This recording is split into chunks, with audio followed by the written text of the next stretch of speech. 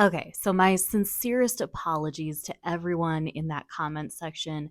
It is a wild take, and there are nuances and caveats to that, and I did not realize how inflammatory that was.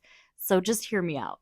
So, based on some things and some images that I'm going to show you when we go on this little deep dive, I believe that the Tau are the Skaven equivalent in 40K because they both kind of occupy the same slot.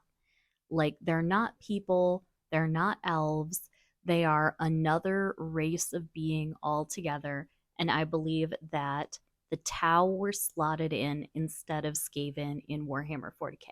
So behind me is an image from, I believe this is a white dwarf sometime in third edition. And this piece of art is kind of famous in like the old Hammer community because this is sort of a lineup of a lot of Xenos.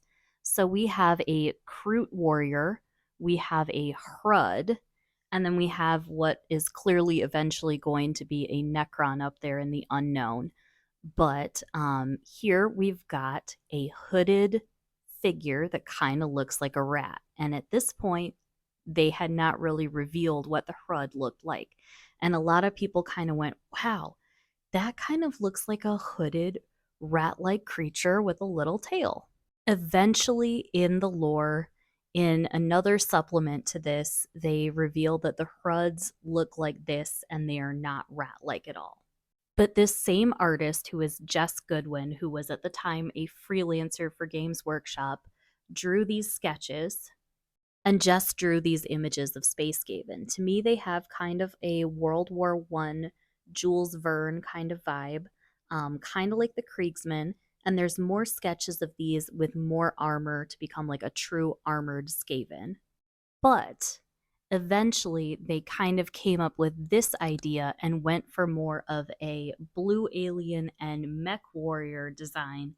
And eventually, they launched the Tau faction, which was supposed to appeal to their growing share of the Asian market in tabletop gaming.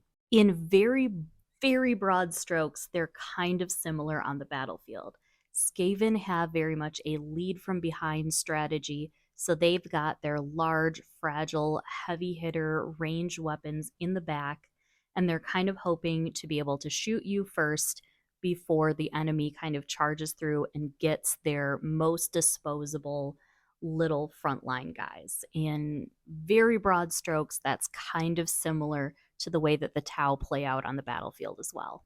Lore wise, I think that there's a lot of different elements of Skaven in other parts of 40K. So, definitely the Imperial Guard, the Kriegsmen, the Tyranids, the Gene Stealers, all of them have heavy elements of the Skaven lore. And I agree, lore wise, the Tau and the Skaven are not similar. But with them being that non human, non elf type of faction, they occupy the same slot. If it was up to me, though, the way I would dovetail the Space Skaven into the lore is I would make the official, actual Dark Mechanicum faction and make it a real canon thing in the tabletop. And I would have human as well as rat cyborgs that work together, and they are the Dark Mechanicus because thematically and lore wise, I think AdMech, RatMech, Chaos RatMech is where I would want to see it. Anyways, if you're still watching, the Under the Hive of Madness podcast series, we're doing a little kind of AOS and Old World deep dive. We're doing a 3-part series on the Skaven.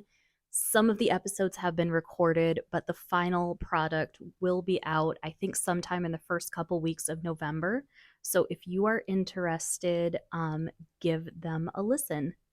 Anyways, thank you if you got through all of this. I know this is a lot, and let me know, do you agree or do you believe that the Skaven should be slotted in somewhere else?